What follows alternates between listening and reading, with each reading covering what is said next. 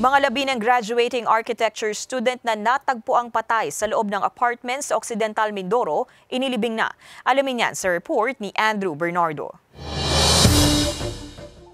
Bukod sa pagiging arkitekto, ang matulungan ng kanyang pamilya ang isa sa mga pangarap ng 21 anyos na si Eden Joy Villasete. Pero hindi na ito matutupad dahil kasama itong nailibing sa hukay nang ihatid sa huling hantungan ang kanyang mga labi sa Kalintaan Occidental Mindoro noong Sabado.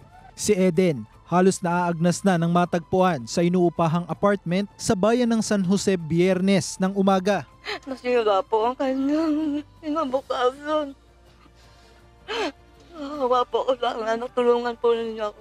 Tulungan niyo po kami na magawa na po ng hustisya. Miyerkules pa hindi nagparamdam si Eden sa ina, bagay na hindi umano nito ugali. At nang puntahan sa inuupahang apartment, doon nakita ang karumal-dumal na sinapit ng anak. Paga na yung katawan niya sabi ko hindi lang nung araw yun nangyari yun Dahil ang katawan niya malaki na Ayon sa PNP, 6 na saksak sa iba't ibang parte ng katawan ang tinamo ni Eden. Bagamat wala pang resulta ang mediko-legal, malaki umano ang posibilidad na ginahasa rin ito nang hindi pa nakikilalang salarin. Hubot-hubad kasi na nadiskubre yung katawan ng biktima. Walang underwear, walang shorts, walang damit pang itaas.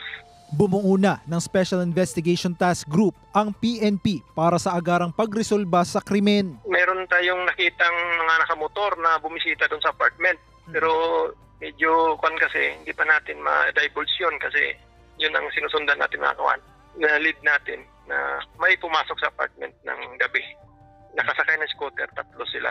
Aabot na sa halos ₱250,000 halaga ng pabuya ang inilaan ng iba't ibang LGU at grupo sa Occidental Mindoro para sa sino mang makakatulong sa kaso. Umuko ka na lang. Total, hindi ka lang pwedeng magtago na habang buhay na sa batas. Nagsagawa na rin ng investigasyon ang National Bureau of Investigation hinggil sa pangyayari. Kasama si Kel Ravaca, Andrew Bernardo. Balitang Southern, Tagalog.